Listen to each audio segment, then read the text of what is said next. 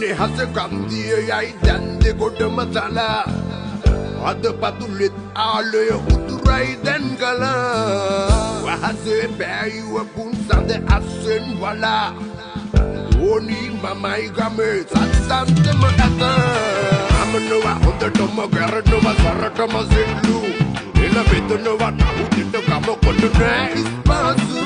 අල පන්නවා හොඳටම මට නම් ඉවසන්නම් සුදු එම්බෙක් කිය උඩ බල පන්සල් අනේ අම්මට ඇයි තරහා දිවුරා කියන්න ආවේ දැනෙනා ඉටි රූපේ වෙයි මාගේ